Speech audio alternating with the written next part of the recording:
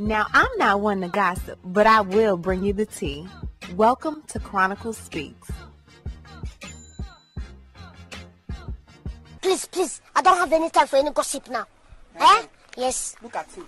The hit box office film The Blind Side, where a Southern family took on Michael Oher, later adopting him and teaching him how to play football, where he became a first-round NFL draft pick and a Super Bowl champion, is suing the very family that we thought helped to make him into the superstar success story he is today. Turns out, according to Michael, not only was the movie overtly untruthful, but his adoption never happened. Michael is now taking the Tuohys to probate court, stating that he was tricked into a conservatorship, which gave the Tuohys power of attorney to act on Michael's behalf, disallowing him from entering any contracts or buying himself without direct approval of the Tuohys. Michael couldn't and still cannot make any medical or educational decisions on his own, and they have complete access to all of his medical files. Michael claims that the family made $225,000 as a flat fee for the movie The Blind Side and agreed to 2.5% of the earnings made from the movie. To date, the movie has grossed over $300,000 and is still making earnings, which according to the math, the family would have received millions in royalties from the movie. Michael's suit states that the Tuohys are still using his name and his likeness, still claiming that he's their adopted son on the mom's website as well as the family's foundation website, earning the money, and he wants the conservatorship ended and all of the money that they received returned to him.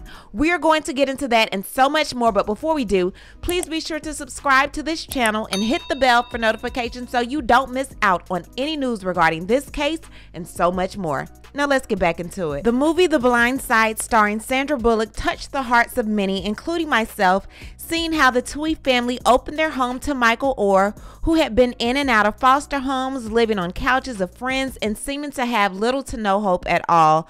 The movie had you walking away thinking, oh, you know what? There are some really good people in this world. But when I finished reading the court docs, I said people might be a little bit more demented and twisted than I thought. So let's wipe clean the movie's plot and give you Michael's life from Michael's standpoint. Michael, who is currently 37 years old, grew up in the Hurt Village projects in Memphis, Tennessee. Michael was one of 12 kids born to his mother Denise Oher, and on April 14, 1996, he became a ward of the foster care system. Michael, not even being quite 11, stayed in the foster care system until he became an adult. The foster care system did little to help Michael, and his foster care representative, who was tasked for caring for him, lost him in this broken social system, and Michael started living on the streets and had to fend for himself. Regardless of how the movie The Blind Side attempted to portray him, Michael was a very smart child, but being that he attended 12 different schools in 9 years, his formal education was spotty to say the least. He met Tony Henderson, who was the dad to one of his friends, who introduced him to Dr. Stephen Simpson at Briarcrest Christian School, who saw Michael's potential and admitted him to the school, and once Michael's grades were satisfactory, he was allowed into the sports program. Now, unlike the movie attempted to portray, Michael excelled at sports and didn't need this rigorous training that the young son, SJ, attempted to give him. Michael excelled at sports so well, making the first string for the Tennessee All-State game in both football and basketball, and he was selected to play in the Army All-American Bowl his senior year.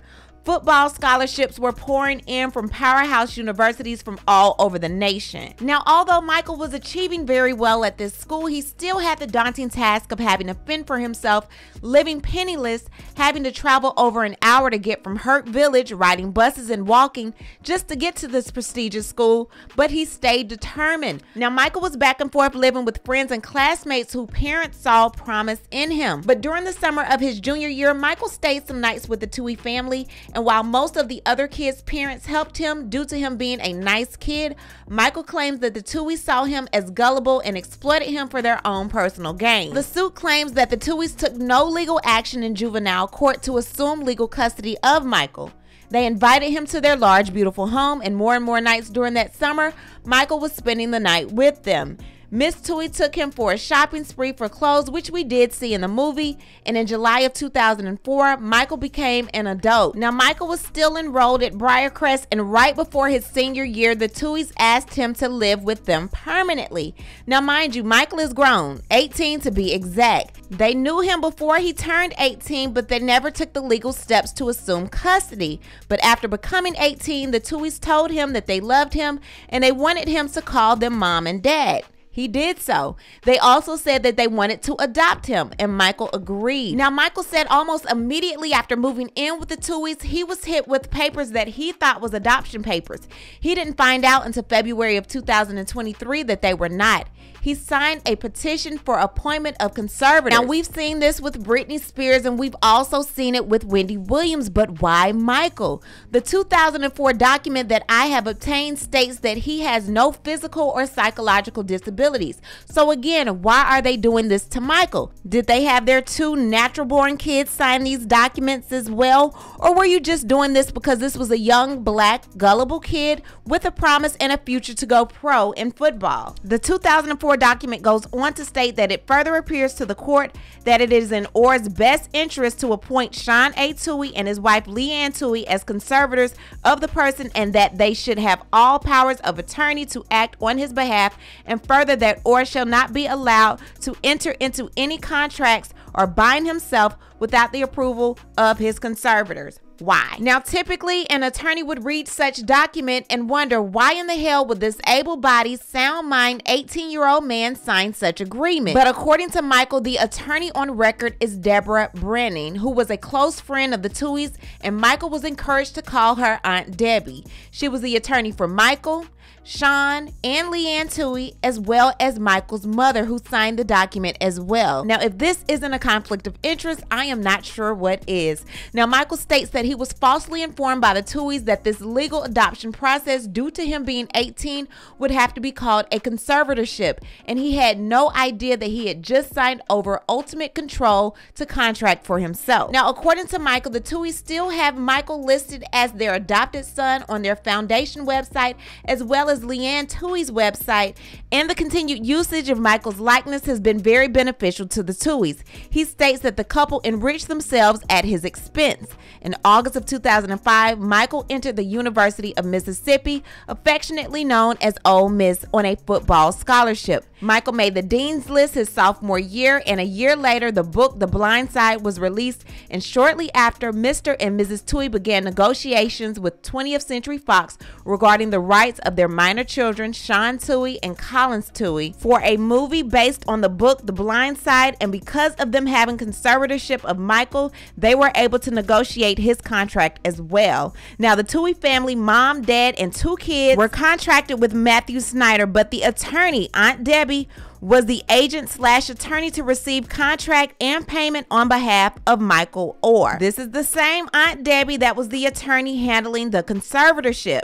Now, upon information and belief, the conservators negotiated for themselves and their natural-born kids to receive a contract price of $225,000 and 2.5% of all future defined net proceeds for the movie The Blind Side.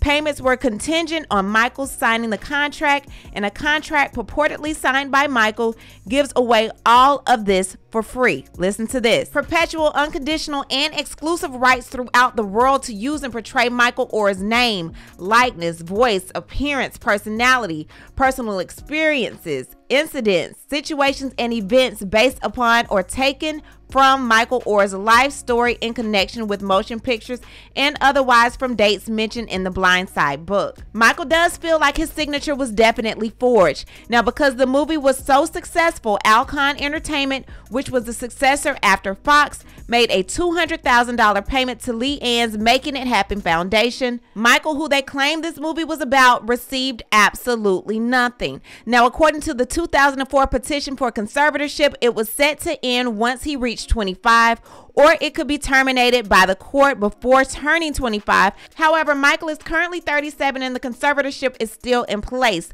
The court appointed the Tuohys as conservator until further court order terminating the conservatorship. My thing is this: if it was so innocent, why is it still there? Why hasn't it been removed? What's the reason? Now, in the almost 20 years of being his conservator, the Tuohys have never filed the yearly accounting for the conservatorship. They have also never filed the statement of fiduciary as to the physical and mental condition of the disabled person. Now, Michael states that since August of 2004, the conservators have allowed the public to believe that they adopted Michael and have used the untruth to gain financial advantages for themselves and their foundations.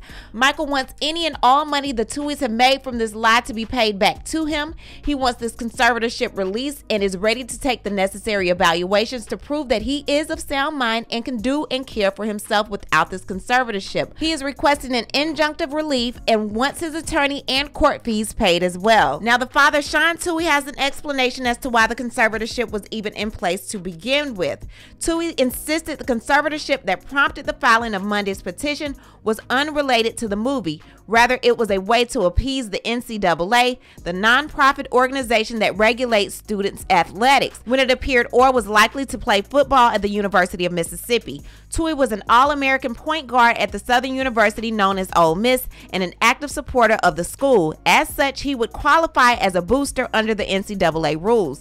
Michael was obviously living with us for a long time, and the NCAA didn't like that. They said the only way Michael could go to Ole Miss was if he was actually a part of the family. I sat Michael down and told him, if you're planning to go to Ole Miss or even considering Ole Miss, we think you have to be a part of the family. This would do that legally. We contacted lawyers who had told us that we couldn't adopt over the age of 18. The only way we could do that is to have a conservatorship. We were so concerned it was on the up and up that we made sure his biological mom came to court. But my thing is this: if he's no longer at this school, the NCAA is no longer a problem, and this conservatorship controlled him making contracts, him being able to go to doctor visits, him having medical questions. It concerned all of that. Why are you guys still in conservatorship with him? If it was supposed to end at 25, why is it still continuing? Why did you never end it? The way this lawsuit even came into play is that Michael heard stir that the Tuohy family was receiving royalties from this movie, and he was not. So he decided to get an attorney.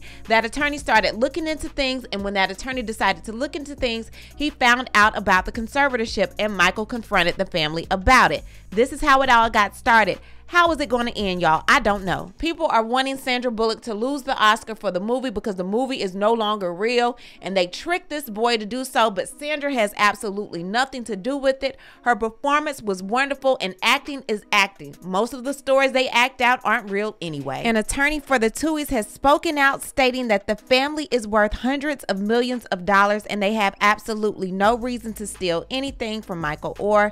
They said that Michael tried to come to them wanting $15 million, or he would put out a negative story about them. They did not give him the money. However, they did give him sums of money from the movie The Blind Side most recently. He would not take it. They put it in a trust fund that they have set up for his son. They said that they still love him unconditionally, but they will not stop fighting for their good name. They also said that he was very well aware of the conservatorship, and they have not gained a penny from the conservatorship. They were doing this so he can get college admissions, get his driver's license, as well as health insurance. Now, whether he still needs that, I'm not sure. He's 37 years old and has made plenty of money in the NFL. Now, they said if at any point he wanted to end the conservatorship, they have no problem with doing so, but I'm not sure why he still needs it anyway at the age of 37. Now, what I want to do is hear from you. What is your take on this whole thing going on with The Blind Side and the Tuohys allegedly tricking Michael into signing documents, giving them conservatorship over him? Y'all leave a comment, and you know how we do. We'll talk about it down below. Talk to you guys later. Bye. As always, thanks for watching. Don't forget to hit that subscribe button, hit that like button, and hit that bell so you don't miss any of my new episodes.